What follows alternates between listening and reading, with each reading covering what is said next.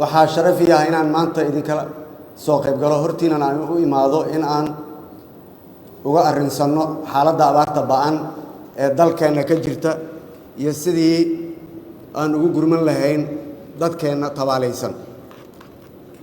mudanayaal iyo marwooyin, dalka waxaa ka jirta abaar aad u baahsan oo saamaysay dad iyo dunyaba.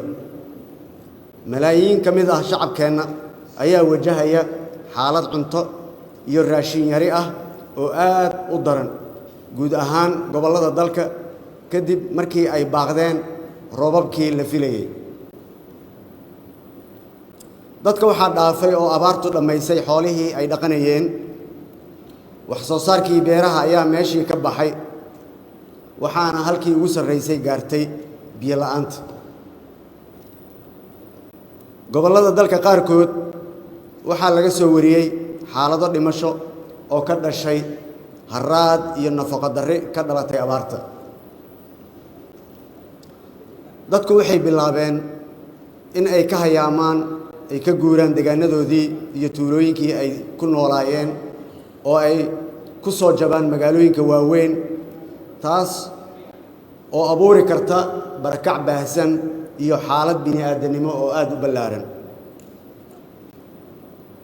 waxaa suurtagal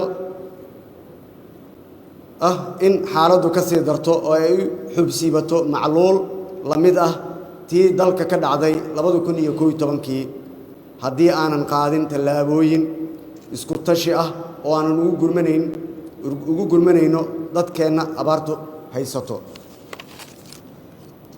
mudanayaal iyo marwooyin, bishii November ee sanadkii la soo dhaafay waxaan ku dhawaaqnay in dalku ay ka jirto xaalad bini'aadanimo oo degdeg ah oo ka dhashay abaartii sii baahaysay. tan iyo xilligaas ma muuqato in ay xaaladdu ka soo raynayso. taas beddelkeedu abaartii waa ay ka sii daraysaa, waxa ayna saamaysay malaayiin dad iyo dunyo dadkeenna ah. xukuumaddu waxay qaaday tallaabooyin dhowr ah oo lagu gargaarayo dadkeenna tabaalaysan. waxaan dhisnay guddi gurmad qaran oo isu duwa dadaallada lagu caawinayo dadkeenna Soomaaliyeed. golaha xukuumaddu waxay qayb ka mid ah mushaarkoodii u gooyeen gurmadka abaaraha. caalamkana waxaan u dirnay baaq iyo aan ugu dalbanayno in ay soo gurmadaan. waxaan rabaa halkan inooga mahadceliyo dalalka walaalaha iyo saaxiibada ah iyo hay-adaha oo ilaa hadda ka soo jawaabay baaqyadeennii, kuwaas oo bilaabay in ay gargaar soo gaarsiiyaan shacabkeenna abaartu wajahaya. hase yeeshee Soomaalidu waxay ku mahmahdaa biyo sacbadaada ayaa looga dhargaa. waa inaan isku tashannaa. alla subxaanahu wa tacaalana wuxuu noo ballan qaaday qofkii wax bixiyo inuu beddelkiisa helayo wanaaggaas u bixiyo. shacabka Soomaaliyeed waa dad caan ku ah isgargaarista, deeqsinimada iyo damqashada. marka ay xaaladdu sidan oo kale u adkaato, waxaan uga bixi karnaa isku tashi iyo inaan isku gurmanno.